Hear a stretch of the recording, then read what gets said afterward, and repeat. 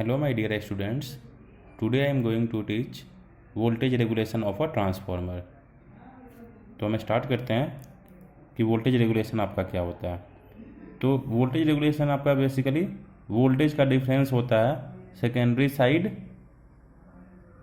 No load voltage minus secondary side full load voltage. तो secondary side no load पे voltage minus secondary side full load पे voltage का जो difference होगा वही आपका वोल्टेज रेगुलेशन होता है। अब हम बात कर रहे हैं कोई भी ट्रांसफार्मर है और नो लोड कंडीशन पे, तो I2 की वैल्यू आपकी क्या हो जाएगी, जीरो हो जाएगी। जब I2 की वैल्यू जीरो होगी तो E2 ही आपका क्या हो जाएगा, V2 एट नो लोड। अगर मैं इसको ट्रांसफार्मर को इस तरीके से बनाता हूँ और मैं यहाँ पे अगर V2 नो लोड की बात करूँ, V2 एट नो लोड, यहाँ पे आपका क्या होता है, E2 होता है ना। यहाँ पे वाइंडिंग का कुछ रेजिस्टेंस होगा, वाइंडिंग का कुछ रिएक्टेंस होगा, या ये बोल ले कि ये Z2 होगा। तो यहाँ पे I2 की वैल्यू क्या होगी, जीरो होगी एट नो लोड पे। अगर मैं यहाँ पे इक्वेशन लिखूँ तो क्या होता है, E2 minus I2 Z2 minus V2 equal to zero. No load पे E2 की वैल्यू, अगर मैं नो लोड बोलूँ तो नो लोड पे I2 की वैल्यू क्या होगी, जीरो हो जाएगी। तो E2 इक्वल टू क्या हो जाएगा, V2 नो लोड। तो नो लोड पे चूंकि आपकी I2 की वैल्यू जीरो होती है तो यहाँ पे कोई ड्रॉप होगा ही नहीं, तो E2 equal to V2 no load हो जाएगा। तो वोल्टेज रेगुलेशन को और अगर मैं सिंप्लीफाई करके लिखूँ तो वोल्टेज रेगुलेशन को और मैं सिंप्लीफाई करके लिखूँ तो V2 नो लोड पे आपका क्या हो जाएगा, E2। V2 नो लोड पे क्या हो जाएगा, E2। और V2 फुल लोड पे, V2 फुल लोड पे मतलब कि आपकी I2 की कोई फाइनाइट वैल्यू है तो I2 इंटू Z2, कुछ ड्रॉप होगा E2 में से कुछ वोल्टेज ड्रॉप होके जो भी यहाँ पे वोल्टेज आएगा वो आपका क्या आएगा, V2 के बराबर आएगा। तो यहाँ पे आपका क्या हो जाएगा, V2 हो जाएगा। ठीक है, तो वोल्टेज रेगुलेशन को मैं अगर सिंपली बोलूँ तो no load voltage minus full load voltage of a secondary side is known as a voltage regulation. No load पे आपका वोल्टेज क्या हो गया, E2 के बराबर, और आपका फुल लोड पे वोल्टेज को मैंने क्या एज्यूम कर लिया, V2 एज्यूम कर लिया। यही आपका क्या होता है, वोल्टेज रेगुलेशन। तो सिंपली हम यहाँ पे देख सकते हैं कि वोल्टेज रेगुलेशन आपका एक तरीके से वोल्टेज डिफरेंस है, या ये बोल सकते हैं कि E2 minus V2 equal to I2 into Z2, या ये भी बोल सकते हैं कि वोल्टेज रेगुलेशन एक तरीके से वोल्टेज ड्रॉप है। ठीक है, और आइडियली ये क्या होना चाहिए, वोल्टेज ड्रॉप जीरो होना चाहिए, तभी जाके आपका वोल्टेज रेगुलेशन क्या हो रहा था, जीरो हो रहा था, जो कि आइडियल ट्रांसफार्मर का केस था।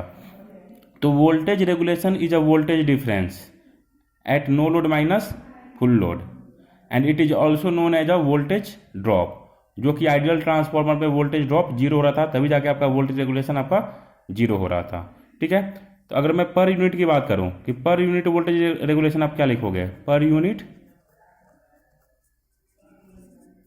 वोल्टेज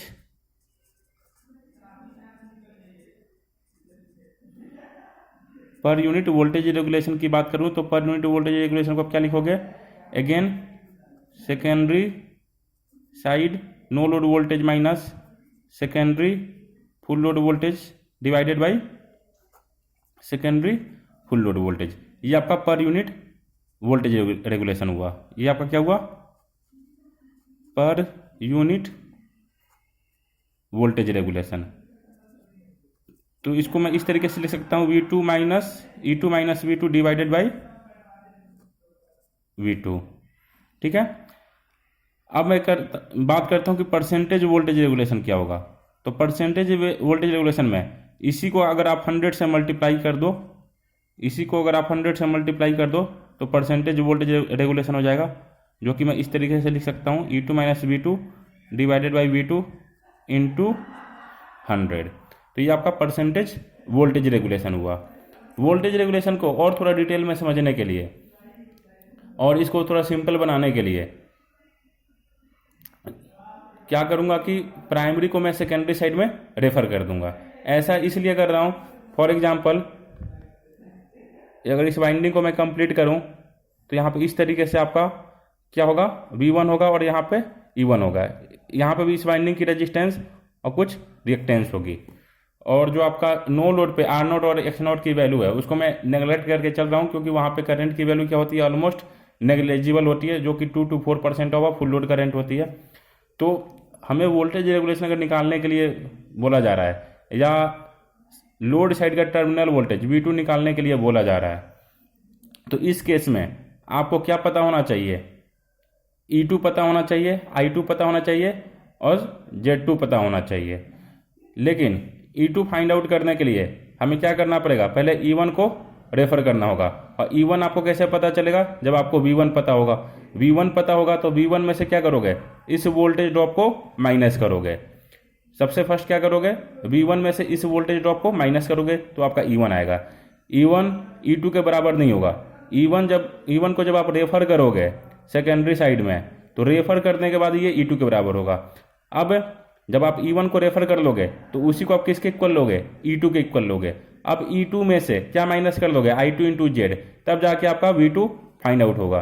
तो ये थोड़ा हमारा लेंदी प्रोसेस हो जा रहा है। आप यहाँ पे एक KVL इक्वेशन लिख रहे हो, यहाँ पे आप एक KVL इक्वेशन लिख रहे हो और V1 में से V1 वोल्टेज में से इस वोल्टेज ड्रॉप को माइनस करके E1 निकाल रहे हो।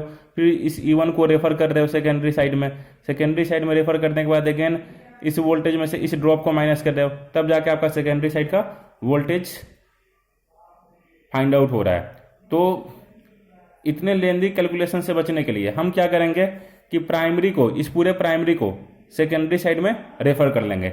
जैसा कि आपने प्रीवियस क्लासेज में पढ़ा है, तो जब हम सेकेंडरी को प्राइमरी साइड में रेफर कर लेंगे तो मैं इक्विवेलेंट सर्किट अगर ड्रॉ करूं तो ये क्या हो जाएगा, R2 इक्विवेलेंट और ये X2 इक्विवेलेंट। यहां पे आपका क्या हो जाएगा इस तरीके से V2, और यहां पे आपका क्या हो जाएगा V1 डैश, और V1 डैश ही किसके बराबर होगा, E2 के बराबर होगा। क्योंकि जब आप इसको रेफर करोगे सेकेंडरी साइड में तो V1 डैश ही किसके बराबर हो जाएगा, E2 के बराबर हो जाएगा। और ये आपका क्या रहेगा, I2 रहेगा, या तो I1 डैश बोलो या I2 बोलो। तो हमें I2 सिंपली क्वेश्चन में गिवन होगा या S equal to V2 into I2 से निकाल लेंगे। ठीक है, तो वही हमारा क्या होगा, I2 होगा। हमें V2 निकालना है, V2 निकालने के लिए हमें I2 नोन है, R2 इक्विवेलेंट निकाल लेंगे और X2 इक्विवेलेंट निकाल लेंगे, जैसे कि हमने प्रीवियस एग्जाम्पल में और प्रीवियस क्लासेज में किया था। ठीक है, और V1 डैश की वैल्यू किसके बराबर हो जाएगी, V2 के बराबर होगी। अब V1 डैश आपका क्या होगा, V1 डैश आपका क्या होता है, V1 ही होता है। और जब प्राइमरी को सेकेंडरी साइड में रेफर कर लेते हैं तो ये क्या हो जाता है, K फैक्टर से डिवाइड हो जाता है। और हमने जो प्रीवियस क्लास में आपको बताया था K फैक्टर आपका टर्न्स रेशियो होगा, और पूरे न्यूमेरिकल को मैंने क्या किया था, टर्न्स रेशियो को लेके सॉल्व किया था। जो भी हमने ट्रांसफॉर्मेशन करा था, जो भी हमने रेफर किया था प्राइमरी टू सेकेंडरी और सेकेंडरी टू प्राइमरी, तो हर एक फार्मूले में आफ्टर डेरिवेशन मैंने K की कौन सी वैल्यू रखी थी, K की वैल्यू हमने टर्न्स रेशियो रखी थी, दैट मीन्स N1/N2, न कि हमने N2/N1 रखा था। जैसा कि मैंने आपको प्रीवियस क्लास में भी बताया था कि K की वैल्यू आपको N1/N2 रखने पे आपका जो मैंने फार्मूला डिराइव किया है वो है। अगर आप N2/N1 रख रहे हो K की वैल्यू, तो जो फार्मूला मेरा डिराइव हो रहा है, तो वहाँ पे जहाँ पे मल्टीप्लीकेशन है वहाँ पे डिवीजन कर दो, और जहाँ पे डिवीजन है वहाँ पे मल्टीप्लीकेशन कर दो। तो एक बार ब्रीफ कर दूँ आपको, voltage regulation of a transformer, that means voltage difference at a no load minus voltage regulation को मैं आपको ब्रीफ कर दूं एक बार। तो वोल्टेज रेगुलेशन क्या होगा आपका, it is a voltage difference between no load and full load of a secondary side. No load पे आपका वोल्टेज क्या हो जाता है, E2 के बराबर हो जाता है, और फुल लोड पे मैंने इसको एज्यूम कर लिया था कि ये V2 के बराबर है। तो इन दोनों का डिफरेंस ही आपका वोल्टेज ड्रॉप होता है, और ये क्या है, E2 माइनस V2 एक तरीके से वोल्टेज ड्रॉप ही है, जैसा कि आपने देखा था। ठीक है, अगर मैं पर यूनिट की बात करूंगा तो फुल लोड वोल्टेज से आपको डिवाइड कर लेना है, और फुल लोड पे वोल्टेज आपका क्या था, V2 था। परसेंटेज की बात करूँ तो 100 से मल्टीप्लाई कर लोगे। ये तो जैसे मैंने आपको बताया कि आप प्राइमरी को सेकेंडरी साइड में रेफर कर लो, तो इससे आपका क्या होगा, जब भी आप न्यूमेरिकल सॉल्व करोगे या कोई भी कैलकुलेशन करोगे तो आपका वोल्टेज रेगुलेशन निकालना थोड़ा सिंपल हो जाएगा, या टर्मिनल वोल्टेज निकालना आपका सिंपल हो जाएगा। ठीक है, तो अब हम बात करते हैं यहाँ पे E2 माइनस V2 क्या हो जाएगा, I2 इंटू Z2 इक्विवेलेंट। तो वोल्टेज रेगुलेशन की जैसे मैं बात करूं, ठीक है, वोल्टेज रेगुलेशन की अगेन मैं बात करता हूं। वोल्टेज रेगुलेशन की अगेन अगर मैं बात करूं तो वोल्टेज रेगुलेशन क्या था, E2 माइनस V2। और E2 माइनस V2 यहाँ पे क्या होगा, देखो यहाँ पे इसमें एक मेश लगा लो ऐसे, E2 minus I2 into Z2 equivalent minus V2, that means E2 minus V2 equal to क्या हो जाएगा, I2 इंटू Z2 इक्वलेंट। आप इसको ऐसे भी लिख सकते थे ना, यहाँ पर अगर केवीएल इक्वेशन लिखो तो, मेश इक्वेशन लिखो तो E2 minus I2 into Z2 equivalent minus V2 equal to 0, that means E2 minus V2 equal to I2 into Z2 equivalent. इस तरीके से हम लिख सकते हैं इसको, और यही आपका क्या हो जाएगा, E2 माइनस V2 आपका वोल्टेज रेगुलेशन। ठीक है, अब मैं बात करूंगा E2 माइनस V2। I2 को अब क्या लिखोगे, I2 ही लिखोगे, और Z2 इक्वलेंट को क्या लिखोगे, इसको मैं अगर रिजॉल्व करूं तो R2 equivalent into cos theta 2, या कॉस थीटा, इसको सिंपली लिख लेते हैं कॉस थीटा, जो आपका एसोसिएट होगा सेकेंडरी साइड वोल्टेज और करंट के बीच में जो एंगल होगा वही आपका थीटा होगा। यहाँ पे आपका प्लस और माइनस साइन, यहाँ पे आपका Z2 इक्वलेंट रिजॉल्व हुआ R2 इक्वलेंट और S2 इक्वलेंट में। अब मैं यहाँ पे आपको एक शॉर्ट ट्रिक बता रहा हूँ कि प्लस और माइनस साइन का सिग्निफिकेंस क्या है और ये किसके साथ एसोसिएट होगा। तो जैसा कि आपने देखा था कि जब RL सर्किट थी तो RL सर्किट में आपका RL सर्किट में क्या हो रहा था, R प्लस जे XL, और RC सर्किट में आप क्या लिख रहे थे, R minus J XC।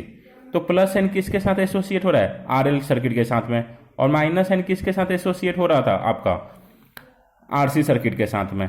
That means अगर आपका RL सर्किट है तो RL सर्किट में क्या होगा, lagging power factor, lagging power factor, और RC सर्किट में क्या होगा आपका लीडिंग पावर फैक्टर। ठीक है, तो यहाँ पे अगर आप देखोगे वोल्टेज रेगुलेशन क्या आया था, E2 माइनस V2। यहाँ पे आप इसको किस तरीके से लिखोगे, R2 equivalent cos theta 2 plus X2 equivalent sine theta 2। चलो यहाँ पे थीटा 2 कर लो फॉर सेक ऑफ कन्वीनियंस। ये आपका क्या हुआ, वोल्टेज रेगुलेशन हुआ। हमने कौन सी साइन ली है, प्लस साइन। प्लस साइन मतलब क्या है, आपका RL लोड है। ठीक है, तो ये कौन से केस में आपका अप्लीकेबल होगा ये formula, when load is RL, that means lagging power factor. आप इसको इस तरीके से देख सकते हो, जब यहाँ पे आपका लोड जो कनेक्ट होगा, लोड आपका किस टाइप का हो, RL लोड हो, तो आपका ये वाला फार्मूला यूज होगा प्लस साइन के साथ। ठीक है, आपने सेकेंड यूनिट में पढ़ा भी होगा RL और RC सर्किट, तो उसमें देखा होगा कि RL लोड था तो R प्लस जे XL आ रहा था, तो प्लस साइन आपका RL लोड के साथ में होगा, that means lagging power factor के साथ। अब लीडिंग पावर फैक्टर अगर आपका है, लोड पे अगर आपका RC कनेक्टेड है, लोड पे अगर आपका यहाँ पे RC कनेक्टेड है ना, लोड आपका लीडिंग नेचर का है, लोड में आपका पावर फैक्टर क्या है, लीडिंग है, तब आप क्या लिखोगे, voltage regulation E2 minus V2 equal to I2 into R2 equivalent cos theta 2 minus X2 equivalent sine theta 2। ये आपका जो फार्मूला डिराइव हुआ है ये किसके लिए है, ये मैंने आपको शॉर्ट ट्रिक के बेसिस पे बताया है, अदरवाइज इसको फेजर से सॉल्व करते हैं। फेजर ड्रॉ करने के बाद ये आपका डिराइव होके इसी तरीके से आता। ये आपका किसके लिए है, लीडिंग पावर फैक्टर के केस में, that means when RC load. ठीक है, अब मैं बात करता हूं कि सेकेंडरी टर्मिनल वोल्टेज आपका किस तरीके से चेंज होगा जब हम सेकेंडरी करंट को चेंज करेंगे। सेकेंडरी करंट क्या है, बेसिकली लोड करंट ही। जब हम लोड करंट को चेंज करेंगे तो आपका सेकेंडरी टर्मिनल वोल्टेज किस तरीके से अफेक्ट होगा। तो अगर मैं V2 की बात करूं तो V2 आपका क्या होगा, देखो यहां से V2 आपका क्या हो जाएगा, V2 को राइट हैंड साइड में ले आओ और जो राइट हैंड साइड में है इसको लेफ्ट हैंड साइड में लेके आओ। E2 minus all this quantity हो जाएगी और राइट हैंड साइड में क्या आ जाएगा, V2 आ जाएगा। तो E2 minus I2 R2 equivalent cos theta 2 plus X2 equivalent sign theta 2। ठीक है, अब आप देखोगे जब I2 की वैल्यू जीरो है, I2 की वैल्यू जीरो होगी तो V2 इक्वल टू क्या होगा, E2 के होगा, है ना। और जैसे जैसे आप I2 बढ़ाते जाओगे आप ब्रैकेट इस तरीके से होगा ना, ये नहीं होगा यहाँ पे। जैसे जैसे आप I2 की वैल्यू बढ़ाते जाओगे, जैसे जैसे आप I2 की वैल्यू बढ़ाते जाओगे तो V2 की वैल्यू क्या हो जाएगी, E2 से कम होगी। At I2 equal to zero V2 equal to E2 के है। ठीक है, तो V2 की मैक्सिमम वैल्यू कितनी होगी, E2 के बराबर होगी। देख लेते हैं इसको इस तरीके से, जैसे सब I2 बढ़ाओगे, ठीक है, तो E2 में से कोई क्वांटिटी माइनस हो रही है, कुछ क्वांटिटी माइनस हो रही है। जैसे सब I2 बढ़ाते जा रहे हो तो E2 में से कुछ क्वांटिटी माइनस हो रही है। फॉर एग्जाम्पल यहाँ पे E2 की वैल्यू क्या थी, 200। अब 200 में से कुछ वैल्यू माइनस हो गई, कुछ क्वांटिटी आपकी माइनस हो गई, तो 200 से तो कम ही वैल्यू आएगी ना V2 की। तो V2 अब क्या होगा इस केस में, V2 क्या होगा, E2 से कम होते जाएगा, डिक्रीज होते जाएगा। तो जैसे जैसे आप I2 बढ़ाओगे इस 200 फिक्स क्वांटिटी में से कोई वैल्यू माइनस होते जा रही है, डेट मीन्स 200 से कम होते जा रही है, डेट मीन्स V2 क्या हो रही है, E2 से कम हो रही है। ये तो आपका केस था जब आपका लैगिंग पावर फैक्टर था। ये किसके लिए है, जब आपका पावर फैक्टर लैगिंग है, lagging power factor, that means RL load. अब हम बात करते हैं V2 इक्वल टू, अब क्या लिखोगे लीडिंग पावर फैक्टर केस में, E2 minus I2 R2 equivalent cos theta 2। यहाँ पे क्या साइन आ जाएगा, माइनस साइन ही। जब इस पूरे को लेफ्ट हैंड साइड में लेके आओगे तो यहाँ पे माइनस हो जाएगा और ये आपका V2 राइट हैंड साइड में आ जाएगा। ये quantity as it is left hand side में चली जाएगी विद माइनस साइन। तो आप इसको इस तरीके से लिख सकते हो। ठीक है, अब हम बात करते हैं, देखो यहाँ पे E2 minus I2 R2 equivalent cos theta 2 और ये यहाँ पे क्या होगा plus sign X2 equivalent sign theta 2। ठीक है, यहाँ पे दोनों के डिफरेंस को थोड़ा समझना, लैगिंग पावर फैक्टर के केस में और लीडिंग पावर फैक्टर के केस में। ये पूरी क्वांटिटी सम हो रही थी, सम होने के बाद E2 में से माइनस हो रही थी, तो I2 बढ़ने पे V2 आपका E2 से कम होते जा रहा था। ठीक है, अब यहाँ पे देखो ये क्वांटिटी माइनस हो रही है और ये क्वांटिटी प्लस हो रही है, इसको भी आप I2 के साथ लो क्योंकि मैंने इसको ओपन कर दिया। अब एक बात बताओ कि R की वैल्यू ज़्यादा या X की वैल्यू ज़्यादा, R ग्रेटर देन X और X ग्रेटर देन R। ठीक है, ये क्या है, किसका रेजिस्टेंस है, कॉइल का रेजिस्टेंस है। ये किसका रिएक्टेंस है, कॉइल का रिएक्टेंस है।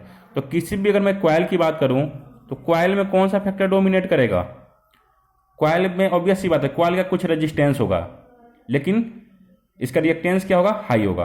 अगर किसी में रजिस्टर की बात करूं तो रजिस्टर का रेजिस्टेंस क्या होगा, हाई होगा और इसका रिएक्टेंस क्या होगा, वेरी स्मॉल।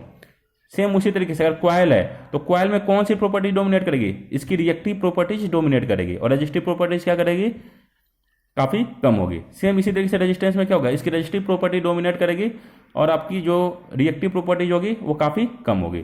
तो यहाँ पे आपकी वाइंडिंग जो बनी होती है, वाइंडिंग क्या है ट्रांसफॉर्मर में, कॉइल ही है, तो इसकी कौन सी प्रॉपर्टीज डोमिनेट करेगी, रिएक्टिव प्रॉपर्टीज। डेट मीन्स ये आपका कहना गलत है कि आपकी R की वैल्यू ज़्यादा है X से। कौन सी वैल्यू ज़्यादा है आपकी, X की वैल्यू ज़्यादा है। तो x की वैल्यू आपकी ज़्यादा होगी।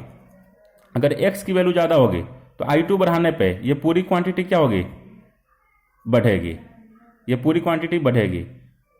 I2 बढ़ाने पे ये भी क्वांटिटी बढ़ेगी, लेकिन ज़्यादा कौन सी क्वांटिटी बढ़ेगी, मान लो कि ये 2 वोल्ट बढ़ा तो फॉर एग्जांपल आपका ये 4 वोल्ट बढ़ा, ठीक है। तो ओवरऑल अगर मैं I2 की वैल्यू 0 रखूं, जब I2 की वैल्यू 0 रखूंगा तो इस केस में भी क्या होगा, V2 इक्वल टू E2 होगा, क्योंकि ये भी टर्म 0 हो गया और ये भी टर्म 0 हो गया। जैसे से I2 में बढ़ाऊंगा तो इन दोनों का अगर मैं समेशन लूँ, इन दोनों का अगर मैं समेशन लूँ तो नेट आपका क्या हो रहा है, पॉजिटिव हो रहा है। ये -2 और ये +4, तो +2 हुआ। अगर ये -4 होगा तो ये +6 हो गया फॉर एग्जाम्पल, तो यहाँ पे +2 बचा नेट रिजल्ट इनका। तो E2 में क्या होगा, कुछ क्वांटिटी ऐड हो रही है, जैसे से आपकी करंट I2 बढ़ रही है कुछ क्वांटिटी E2 में ऐड हो रही है। तो आपका क्या हो रहा है, जो आपका V2 है, V2 इस केस में क्या हो रहा है, E2 से इंक्रीज हो रहा है जब हम I2 की वैल्यू को इंक्रीज कर रहे हैं। तो लीडिंग पावर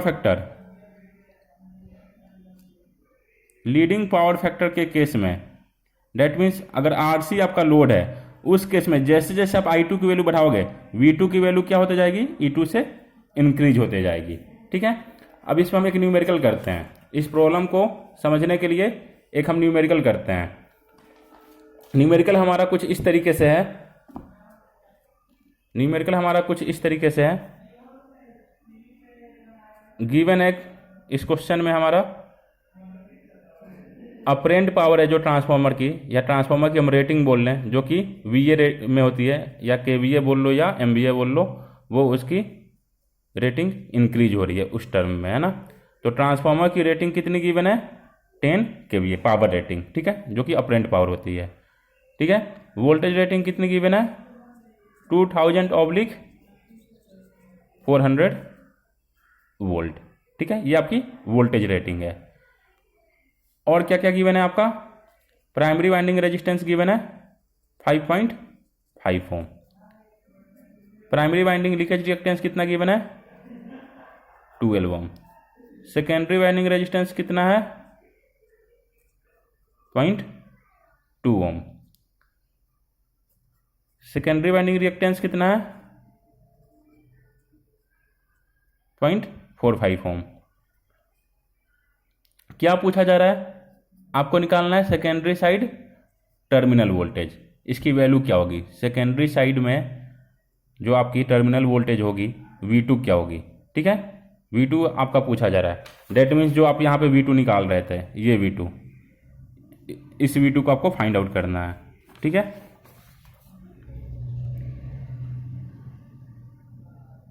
और क्या गिवन है आपका, ये जो V2 निकालना है आपको एट फुल लोड पे निकालना है, at full load, secondary side voltage at full load पे निकालना है।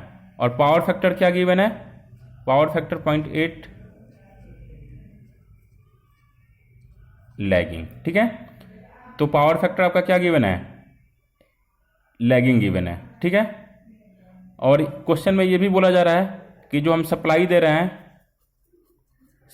हैं 2000 वोल्ट वाले टर्मिनल पे दे रहे हैं, ठीक है। तो इससे हमारा क्लियर हो गया कि ये हमारा प्राइमरी है और ये सेकेंडरी है, ठीक है। अगर नहीं भी गिवन होता तो ये आपका प्राइमरी होता और ये सेकेंडरी होता, ये आपका क्या होता, सेकेंडरी होता और ये प्राइमरी होता। अगर सप्लाई ये बोला जाता कि जो आप सप्लाई दे रहे हो ट्रांसफार्मर में इस पे दे रहे हो 400 पे, तो ये आपका क्या हो जाता, प्राइमरी हो जाता, ठीक है, और ये आपका सेकेंडरी हो जाता। तो हम इसको आगे कंटिन्यू करते हैं कि इसको आपको कैसे सॉल्व करना है। सबसे फर्स्ट आपको वोल्टेज रेगुलेशन का मैंने फार्मूला जैसे बताया था कि वोल्टेज रेगुलेशन क्या होता है, E2 minus V2, E2 minus V2 क्या हो रहा था, I2 into R2 equivalent cos θ2 plus X2 equivalent sin θ2, किसके लिए, लैगिंग पावर फैक्टर के लिए। देखो यहाँ पे लैगिंग पावर फैक्टर गिवन है 0.8, लैगिंग पावर फैक्टर पे निकालना है एट फुल लोड पे। तो सबसे पहले आपको क्या निकालना होगा, V2 निकालने के लिए V2 आपका कैसे निकलेगा, E2 minus I2 R2 equivalent cos theta 2 plus X2 equivalent sine theta 2। ठीक है, तो सबसे पहले आपको E2 निकालना होगा। E2 मैंने क्या बोला था, E2 किसके बराबर आएगा, E2 किसके बराबर होगा, V1 डैश के बराबर होगा। और V1 डैश क्या होगा, V1 बाई K होगा। और K की वैल्यू क्या होगी, K की वैल्यू मैंने क्या बोला था, V1 बाई V2 लेना है। और V1 की वैल्यू कितनी है, 2000 है। और V2 की वैल्यू कितनी है, 400 है। कितना हो जाएगा ये, 5। K की वैल्यू कितनी हो गई आपकी, 5 हो गई। और V1 की वैल्यू कितनी है आपकी, V1 की वैल्यू कितनी है आपकी, 2000 है। और ये 5 से डिवाइड कर लो, तो E2 की वैल्यू कितनी आएगी, E2 की वैल्यू आपकी 400 ही आएगी। आप कोई भी क्वेश्चन करोगे ट्रांसफॉर्मर से रिलेटेड तो हमेशा ये देखोगे ना कि आपकी V1 की वैल्यू निकल के आती है, और ये आपकी जो आती है ना वैल्यू V2 नहीं होती है, एक्चुअल में ये E2 होती है। जब आप न्यूमेरिकल सॉल्व करोगे किसी भी ट्रांसफार्मर के लिए मैं बात करूँ, ये रेटिंग गिवन है जो कि हम जनरली बोलते हैं V1 और V2 की रेटिंग है। लेकिन अगर मैं प्रैक्टिकली बात करूँ कि आइडियली V1 और V2 की वैल्यू है, अगर प्रैक्टिकली बात करूँ तो हमेशा ये V1 की वैल्यू होती है, किसी से ज़्यादा वोल्टेज अप्लाई नहीं कर सकते। और ये आपकी लोड साइड की वोल्टेज नहीं होती है, ये आपकी लोड साइड की इंड्यूस वोल्टेज होती है, सेकेंडरी की इंड्यूस वोल्टेज होती है। ये V1 होता है और ये E2 होता है, जैसा कि मैंने यहाँ पे सॉल्व करके निकाला। लेकिन आप ये गलती मत करना कि डायरेक्ट इसकी वैल्यू E2 ले लेना और इसकी V1 ले लेना। जब भी आप वोल्टेज रेगुलेशन या इफिशियंसी के प्रॉब्लम को सॉल्व करना, ट्रांसफॉर्मर इफिशियंसी के या और भी प्रॉब्लम, तो आप E2 की वैल्यू कैलकुलेट ही कर लेना, सबसे बेटर वे यही है ना। तो E2 आपने निकाल लिया, अब क्या निकालना है आपको, I2 निकालना है। तो आपको पता है जैसे कि इस क्या होता है V2 इंटू I2, और ये I2 जो होती है, एस हमने क्या लिया है, एस हमारा S0 है, यहाँ पर रेटेड एस है। एस क्या है यहाँ पे हमारा, ये रेटेड है, ये रेटेड वैल्यू है। एस रेटेड वैल्यू को हम S0 से रिप्रेजेंट करते हैं, या आप एस से रिप्रेजेंट करो, लेकिन आपको मेंशन कर देना होगा कि ये आपकी रेटेड वैल्यू है। ये आपकी एस क्या है यहाँ पे, S0 रेटेड पावर है। और रेटेड पावर क्या होती है, rated voltage into rated current. Primary side के लिए आपका V2 इंटू I2 FL हो जाता है, और सॉरी सेकेंडरी साइड के लिए आपका V2 इंटू I2 FL हो जाता है, और प्राइमरी साइड के लिए V1 इंटू I1 FL हो जाता है। तो देखो यहाँ से S की वैल्यू क्या है, 10 इंटू 10 का पावर 3, और V2 की वैल्यू कितनी है, 2000 है। तो यहाँ से I2 FL निकाल सकते हो। देखो यहाँ पे फुल लोड पे पूछा भी गया है कि V2 की जो वैल्यू आपको निकालनी है फुल लोड पे ही निकालनी है, फुल लोड करंट पे, है ना। तो यहाँ से I2 FL क्या हो जाएगी, I2 FL की अगर मैं बात करूँ तो I2 FL क्या आएगा बताओ, 10,000 डिवाइडेड बाई 2000 कितना आएगी आपकी, 5 आएगी। तो ये 5 एम्पियर आपकी I2 FL की वैल्यू हो गई। नेक्स्ट आपका क्या है, R2 इक्विवेलेंट निकालना है। देखो कॉस थीटा की वैल्यू तो आपको पता है कितनी है, 0.8 पावर फैक्टर पे गिवन है ना, निकालना है। तो साइन थीटा क्या होता है, sine square theta plus cos square theta equal to 1। तो साइन थीटा की वैल्यू आप निकाल लोगे, ये क्या आ जाएगा, 0.6 आ जाएगा। अब R2 इक्विवेलेंट की वैल्यू निकालनी है, R2 इक्विवेलेंट की वैल्यू आपको निकालनी है। तो R2 इक्विवेलेंट जैसे कि मैंने आपको कल बताया था, R2 इक्विवेलेंट में क्या कर रहे हो आप, सेकेंडरी साइड का इक्विवेलेंट रेजिस्टेंस निकाल रहे हो। डेट मीन्स प्राइमरी को सेकेंडरी साइड में शिफ्ट किए हो, तो सेकेंडरी तो अपने पोजीशन पे एज इट इज है, प्राइमरी को अपने शिफ्ट किया, तो R1 क्या हो गया, R1 डैश हो गया। और R2 तो R2 ही लिखोगे, और R1 डैश क्या है, R1 ही है। लेकिन ये ट्रांसफॉर्म हो रहा है, चेंज हो रहा है किस फैक्टर से, 1/k² से, और k की वैल्यू आपने 5 निकाली है ना। तो इस तरीके से अब R2 इक्विवेलेंट अगर आप निकालोगे तो देखो यहाँ वैल्यू पुट कर दो, वैल्यू पुट करो, देखो क्या आया था, R1 क्या आया था, सॉरी R2 क्या आया था 0.2, और R1 की वैल्यू कितनी है 5.5, और ये कितना हो गया 5 का स्क्वायर 25। तो इसको सॉल्व करो तो बताओ कितना आ रहा है, 5.5 डिवाइडेड बाई 25, ये 0.22 आया, और इसमें प्लस कर दो 0.2, तो कितना आया 0.42। तो ये कितना आया 0.42 ओम। सिमिलरली आप X2 इक्विवेलेंट भी इसी तरीके से निकालोगे, केवल आपका यहाँ पे X2 हो जाएगा और यहाँ पे X1 हो जाएगा। तो ये आपका कितना निकल के आएगा, आप खुद से इसको सॉल्व करना, ये आपका 0.93 ओम आएगा। ठीक है, अब हम देखते हैं फर्दर देखो आपको E2 निकल गया, I2 निकल गया, R2 इक्विवेलेंट निकल गया, cos थीटा 2 की वैल्यू पता है, X2 इक्विवेलेंट की वैल्यू पता है और sin थीटा 2 की वैल्यू आपको पता है। तो V2 निकाल सकते हो। तो V2 यहाँ से क्या हो जाएगा, V2 equal to 400 minus I2 full load पे 5, ठीक है, और R2 इक्विवेलेंट की वैल्यू कितनी है 0.42 इंटू 0.8 प्लस X2 इक्विवेलेंट की वैल्यू कितनी है 0.93 और इंटू 0.6, ठीक है। तो V2 की वैल्यू आप निकाल सकते हो। तो मैं इसको ओपन कर लेता हूँ, क्योंकि देखो यहाँ से आप डायरेक्ट सॉल्व कर सकते हो, लेकिन मैं ओपन इसलिए कर रहा हूँ कि मैं आपको लीडिंग पावर फैक्टर के केस में भी बता दूंगा कि क्या होगा। देखो यहाँ से मल्टीप्लाई करो तो 0.42 इंटू 0.8 कितना आया 0.336, और इसको अगेन 5 से मल्टीप्लाई करो तो इंटू 5 कितना आया 1.68, ठीक है। तो इसको मैं ओपन करके लिखता हूँ 5 इंटू 0.42 इंटू 0.8, ये कितना आया -1.68, ठीक है। ये माइनस साइन है, अगेन प्लस के साथ क्या हो जाएगा, ये माइनस हो जाएगा। अगेन 0.93 इंटू 0.6 इंटू 5 करो, देखो कितना आ रहा है 0.93 इंटू 0.6 इंटू 5 कितना आया 2.79, ठीक है। तो यहाँ से जो V2 की वैल्यू आएगी आप देख सकते हो, खुद से फाइंड आउट करना, सिंपल सी वैल्यू है, बस पुट करनी है आपको 400 माइनस आंसर 395। सॉरी मैंने एक गलती यहाँ पे करी है, गलती ये करी है कि जो हमने I2 की वैल्यू निकाली है, I2 की वैल्यू जो हमने निकाली है यहाँ पे गलत निकाल ली है। यहाँ पे हमारी I2 की वैल्यू निकालने के लिए यहाँ पे हमें V2 की वैल्यू पुट करनी थी, हमने V1 की वैल्यू पुट कर ली। यहाँ पे 400 रखना पड़ेगा हमें, 400 हम यहाँ पे रखेंगे, 400 रखेंगे तो यहाँ हमारा यहाँ पे क्या आ जाएगा 10,000 डिवाइडेड बाई 400 इक्वल टू 25, ये हमारा 25 आ रहा है, सॉरी गलती हो गई, यहाँ पे हमें 25 यहाँ पे वैल्यू रख लेनी है। 25 रखने के बाद आपकी जो ये वैल्यू आएगी 25 इंटू 0.42 इंटू 0.8, ये आपकी आएगी 8.4, सॉरी ये आपकी, सॉरी इसको मैं काट लेता हूँ, यहाँ पे ऐसे लिख लेता हूँ 400 माइनस 8.4।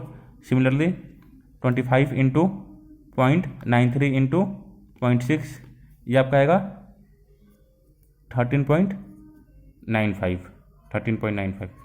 फर्दर मैं इसको सॉल्व कर लेता हूँ 8.4, और इसको पूरे को मैं किस से माइनस कर दूँ 400 में से माइनस कर लेता हूँ 377.65, ये कितना आया 377.65 वोल्ट आया ना, ये लैगिंग पावर फैक्टर के केस में। अब यहाँ पे आप देख सकते हो कि सेकेंडरी साइड में जो आपका वोल्टेज आ रहा है, terminal voltage at lagging power factor, वो आपका क्या आ रहा है E2 से कम आ रहा है। E2 कितना है 400 से कम आ रहा है। वही आपका अगर लीडिंग पावर फैक्टर होता तो यहाँ पे माइनस साइन होती, और ये क्या हो जाता, जब इसको ओपन करते तो प्लस हो जाता। अब यहाँ से अगेन इसको सॉल्व करना, बताओ कितना आ रहा है 400 माइनस 8.4 प्लस 13.95 इक्वल टू, तो लीडिंग पावर फैक्टर के केस में जो आपकी V2 की वैल्यू आ रही है, V2 की वैल्यू कितनी आ रही है 405.55 वोल्ट आ रही है। अब लीडिंग पावर फैक्टर के केस में देखो तो जो V2 की वैल्यू आ रही है E2 से ज़्यादा आ रही है, ठीक है। तो वोल्टेज रेगुलेशन में जैसा कि मैं आपको बता रहा था, न्यूमेरिकल से आपने देख लिया दोनों केस में कि लैगिंग पावर फैक्टर सिर्फ पूछा था मैंने, लीडिंग पावर फैक्टर और लैगिंग पावर फैक्टर दोनों बताया। लैगिंग पावर फैक्टर पे जो ये वैल्यू आई है V2 की, वो किससे कम आई है, आपकी E2 से कम आई है, और आपका लीडिंग पावर फैक्टर पे ये V2 की वैल्यू क्या आई है E2 से ज़्यादा आई है, ठीक है। तो जैसा कि मैं आपको वोल्टेज रेगुलेशन में बता रहा था कि no load voltage minus full load voltage का जो डिफरेंस होता है वही आपका वोल्टेज रेगुलेशन होता है, जो कि वोल्टेज ड्रॉप के बराबर होता है, ठीक है।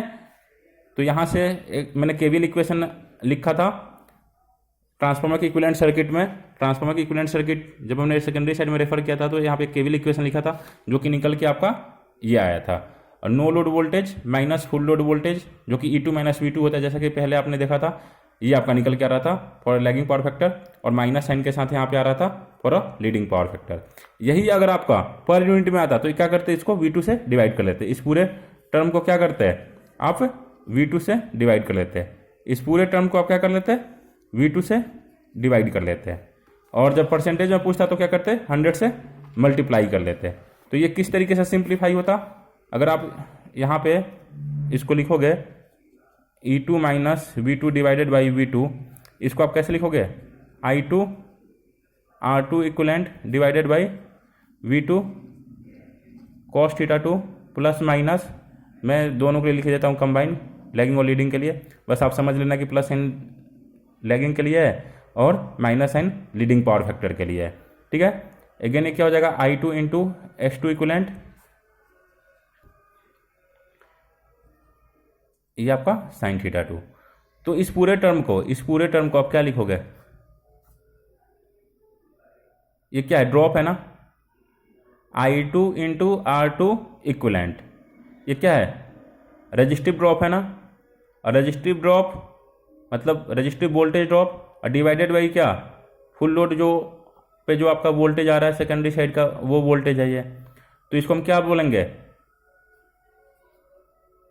Secondary per unit voltage drop into cos theta plus minus, ये क्या है again I into H2 equivalent, ये भी आपका वोल्टेज ड्रॉप है, और किस टाइप का वोल्टेज ड्रॉप है रिएक्टिव वोल्टेज ड्रॉप है, तो secondary reactive voltage drop per unit में है ना। देखो ये वोल्टेज का रेशियो है, voltage drop divided by voltage drop divided by voltage, या रेजिस्टेंस के साथ है तो resistive voltage drop per unit, reactive voltage drop per unit, यहाँ पे आपका साइन थीटा 2 के साथ आएगा। ठीक है, ये आपका voltage regulation per unit. Percentage में होता, परसेंटेज के लिए आप क्या करते हैं इस पूरे को आप मल्टीप्लाई कर लेते हैं 100 से। ठीक है, अब नेक्स्ट आते हैं कि अगर आपको ग्राफ प्लॉट करना है, ये आपका क्या है I2 है ना, I2 वर्सेस आपका वोल्टेज रेगुलेशन। I2 बेसिकली आपका क्या होता है सेकेंडरी साइड करंट, और सेकेंडरी साइड में जो ट्रांसफार्मर के सेकेंडरी साइड में करंट होता है वही आपका लोड करंट होता है। तो जो E2 और V2 के बीच में जो रिलेशन होगा वो क्या होगा आपका कांस्टेंट रिलेशन होगा, किस केस में E2 इक्वल टू V2, ये किसके लिए मैं बता रहा हूं, ये आपका होगा आइडियल ट्रांसफार्मर में। आइडियल ट्रांसफार्मर में आपने देखा था कि ना तो R1 था ना R2 था ना X1 था ना X2 था, डेट मीन्स जो आपकी इक्विवेलेंट सर्किट फॉर्म हुआ था आफ्टर ऑल कंक्लूजन, तो आपने देखा था कि कोई वोल्टेज ड्रॉप नहीं हो रहा था। जब आपका वोल्टेज ड्रॉप होगा ही नहीं तो वोल्टेज रेगुलेशन क्या होगा जीरो होगा, और वोल्टेज ड्रॉप को ही तो हमने वोल्टेज रेगुलेशन बोला था, E2 माइनस V2 ही तो आपका वोल्टेज ड्रॉप था, और आइडियल ट्रांसफार्मर में वोल्टेज ड्रॉप तो हो ही नहीं रहा है, that means E2 minus V2 equal to voltage drop, और वोल्टेज ड्रॉप की वैल्यू आइडियल ट्रांसफार्मर में कितनी हो गई जीरो हो गई, तो E2 minus V2 equal to zero, that means E2 equal to V2 आपका हो गया है ना आइडियल ट्रांसफार्मर में।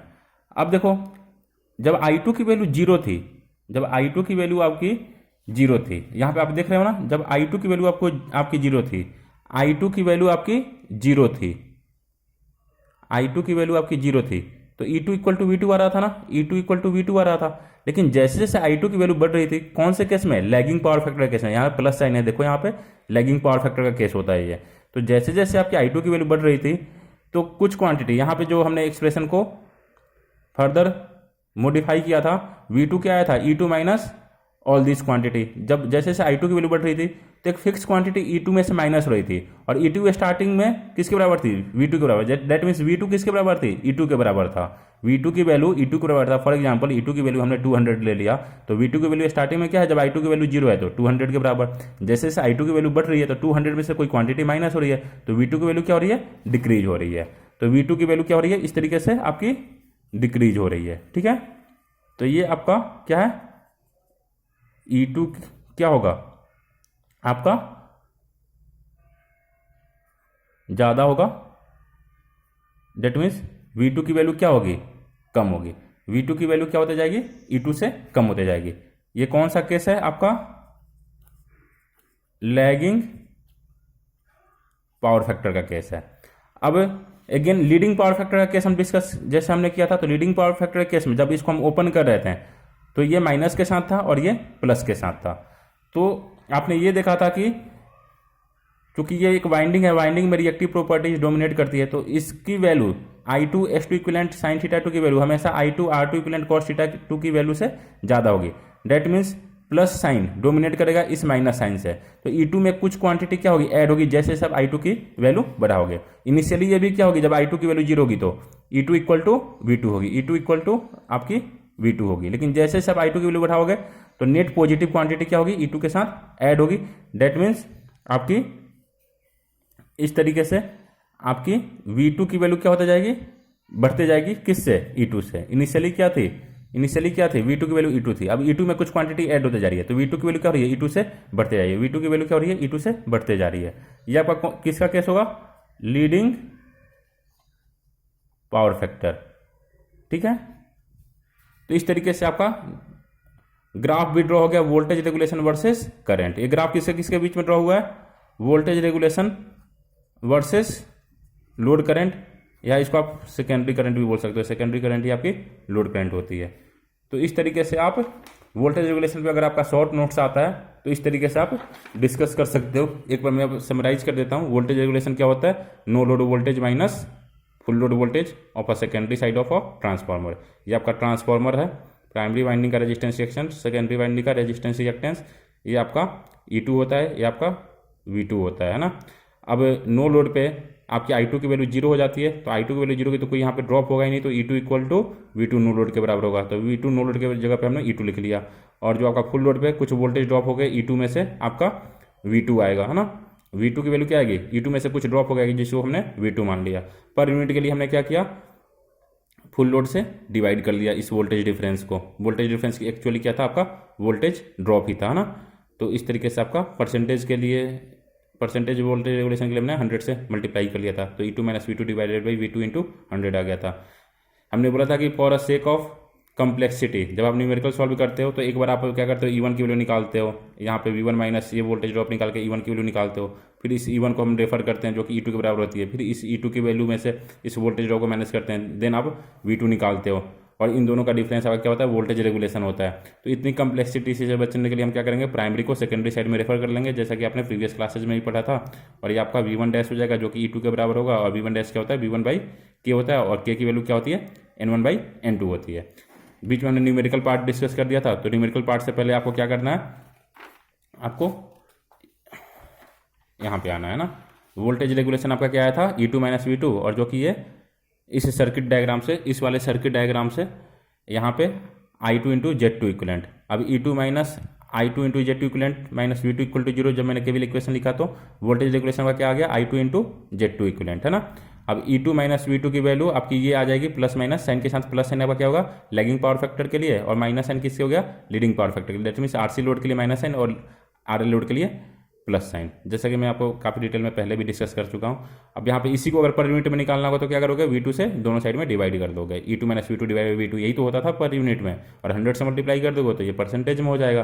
तो इसको अगर आप यहाँ से देखो तो जब हम V2 से डिवाइड करेंगे तो ये इस तरीके से मॉडिफाई होगा, और ये क्या हो रहा है, रजिस्टिव ड्रॉप हो रहा है, drop divided by total voltage, तो per unit resistive voltage drop, per unit resistive voltage drop of a secondary side, और per unit reactive voltage drop of a secondary side, तो ये पर यूनिट के case में आ गया। ठीक है, अब जैसा कि हमने बताया था कि यहाँ पे E2 माइनस V2 लिखो तो V2 को राइट हैंड साइड में कर लो, इस पूरे क्वांटिटी को लेफ्ट हैंड साइड में कर लो, तो ये इस तरीके से इक्वेशन मॉडिफाई होगा, और I2 की वैल्यू जब 0 होगी तो V2 इक्वल टू E2 होगा, और जैसे से I2 की वैल्यू बढ़ाओगे तो आपकी V2 की वैल्यू E2 से कम होते जाएगी। ये कौन से केस में, लैगिंग पावर फैक्टर केस में। सिमिलरली लीडिंग पावर फैक्टर के केस में क्या होगा, आपका रिएक्टिव प्रॉपर्टीज डोमिनेट करेगा, और ये प्लस हो जा रहा है जब आपका मॉडिफाई हो रहा है इक्वेशन, तो E2 में कुछ क्वांटिटी ऐड हो रही है, दैट मीन्स V2 आपका E2 से इंक्रीज कर रहा है।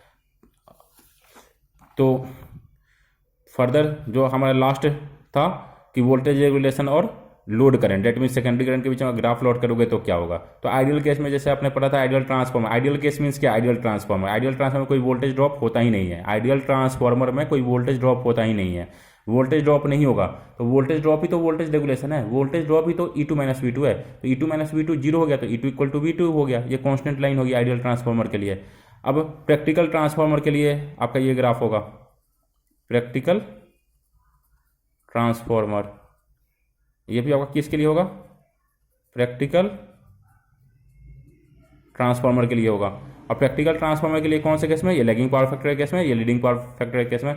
जैसा कि आपने यहाँ पे देखा था, लैगिंग पावर फैक्टर के केस में क्या होता है, V2 डिक्रीज हो रहा था जैसे जैसे हमने I2 की वैल्यू बढ़ाया था, और V2 की वैल्यू E2 से डिक्रीज हो रही थी, V2 की वैल्यू E2 से डिक्रीज हो रही थी। और लीडिंग पावर फैक्टर के केस में ये आपका डोमिनेट करता है, तो E2 में प्लस हो रहा था कुछ क्वांटिटी, तो V2 की वैल्यू E2 से प्लस हो रही, तो V2 की वैल्यू E2 से इंक्रीज करेगी। तो यहाँ पे मैं इस पूरे चैप्टर को वाइंड अप करता हूँ। इस पर और ज़्यादा आप न्यूमेरिकल प्रैक्टिस करना, और पर यूनिट के केस में भी आप न्यूमेरिकल प्रैक्टिस कर सकते हो। तो मैं इस पर भी एक आपका न्यूमेरिकल करा ही देता हूँ। चलो फाइनली आपका एक न्यूमेरिकल और करा देता हूँ। यहाँ पे देखो एक ट्रांसफार्मर है ना, सिंगल फेज ट्रांसफार्मर आपका गिवन है, और बोल रहा है कि 2% resistance and 5%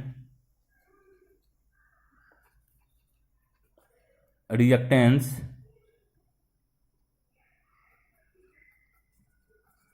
voltage drop given है। ठीक है, 2%, सॉरी यहाँ पे 2% सिंगल फेज ट्रांसफार्मर का 2% resistance and 5% reactance voltage drop given है। तो वोल्टेज रेगुलेशन आपको क्या करना है, फाइंड आउट करना है। और साथ में पावर फैक्टर कितना गिवन है, 0.8 पावर फैक्टर लैगिंग है ना। तो 2% resistance and 5% reactance voltage drop आपका गिवन है, 0.8 पावर फैक्टर लैगिंग है। तो वोल्टेज रेगुलेशन आपको डिफाइन करना है, सॉरी डिटरमाइन करना है। तो वोल्टेज रेगुलेशन आपका percentage reactance and resistance drop के केस में क्या आया था, टर्म्स में क्या आया था, voltage regulation in terms of reactance drop and resistance drop, per unit resistance drop and per unit reactance drop. तो ये आपका निकल के आया था R2 per unit cos θ2, lagging है तो प्लस साइन लेंगे, X2 पर यूनिट sin θ2। अगर आपको परसेंटेज में निकालना है तो 100 से मल्टीप्लाई कर लो, अगर पर यूनिट में निकालना है तो 100 से मल्टीप्लाई नहीं करना है आपको, है ना। तो परसेंटेज में क्या है, 2% है ना, और यहाँ पे क्या लिखना है पर यूनिट में, तो क्या हो जाएगा 0.02। पावर फैक्टर कितना है 0.8, प्लस साइन। देखो यहाँ पे क्या है, रिएक्टेंस ड्रॉप पर यूनिट, और यहाँ पे किस में गिवन है, परसेंटेज में गिवन है। तो ये क्या हो जाएगा आपका 0.05, और ये कितना हो जाएगा sin θ2 क्या हो जाएगा, अगर cos θ2 0.8 है तो sin θ2 0.6 हो जाएगा, है ना। इसको आप क्या करोगे, 100 से मल्टीप्लाई कर लोगे।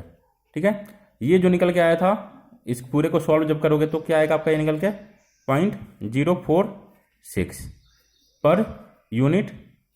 ठीक है, वोल्टेज रेगुलेशन। और जब आप 100 से मल्टीप्लाई कर दोगे तो क्या हो जाएगा 4.6% वोल्टेज रेगुलेशन। तो वोल्टेज रेगुलेशन पर यूनिट में 0.046 और परसेंटेज में 4.6%, ये निकल के आया।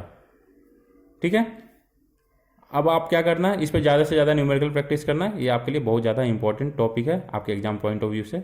ओके, यहीं पे हम क्लास को वाइंड अप करते हैं। Thank you class.